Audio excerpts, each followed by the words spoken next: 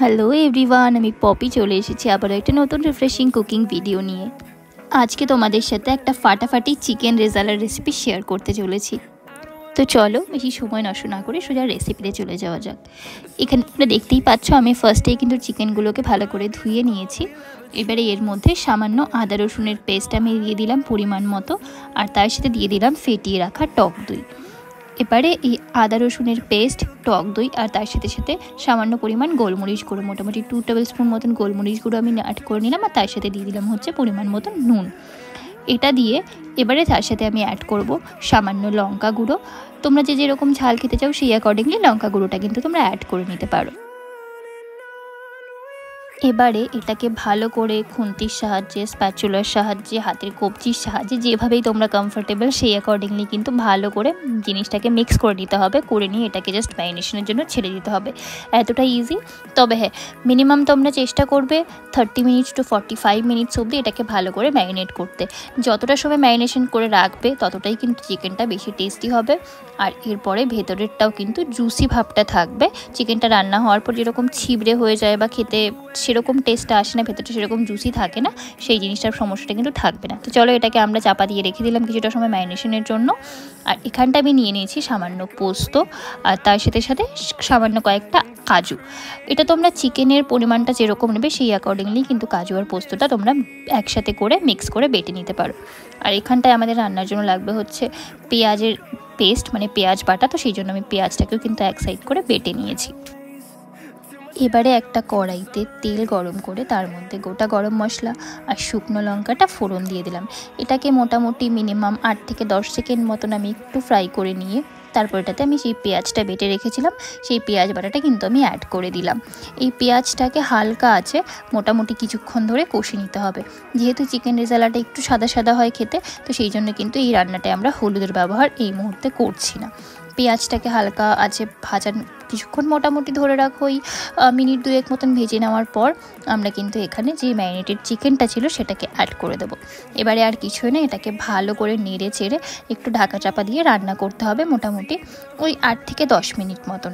মোটামুটি 8 থেকে 10 মিনিট মতন একটু চাপা দিয়ে রান্না করে আবার এপিটোপিট করে চাপা দিয়ে মোটামুটি আমাদের এখন এই মাংসটাকে কষিয়ে নিতে হবে।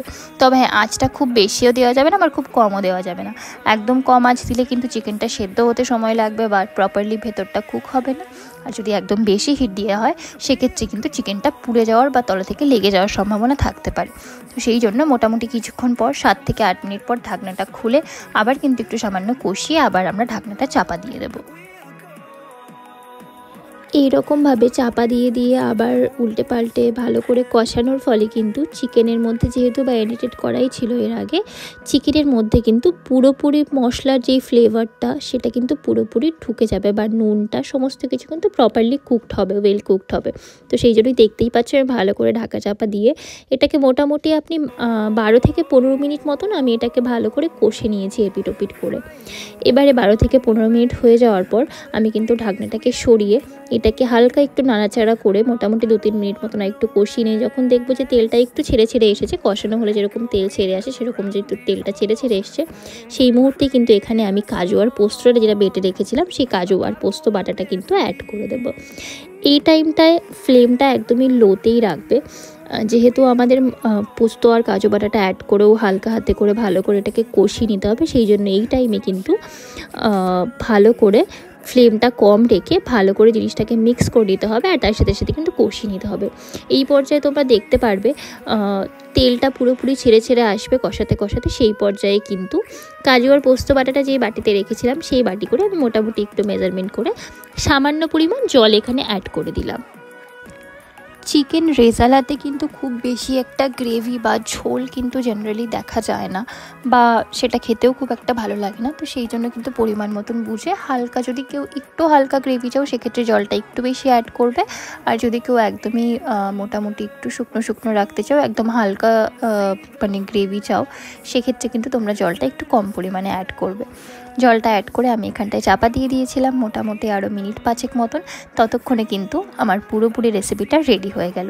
নামানোর আগে জাস্ট একটু গোলমরিচ ছড়িয়ে দিলাম ওপর থেকে, ব্যাস রেডি আমাদের আজকের রেসিপি চিকেন রেজালা।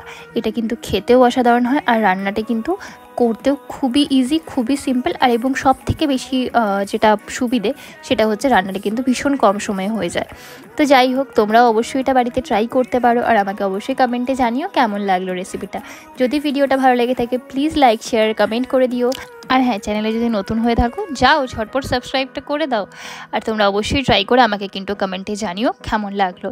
আবারও দেখা হবে কোনো একটা নতুন রেসিপি নিয়ে বা নতুন কোনো ভ্লগ নিয়ে। টিল দেন সুস্থ থেকো, ভালো থেকো, আর সবাইকে ভালো রেখো। Bye, stay tuned.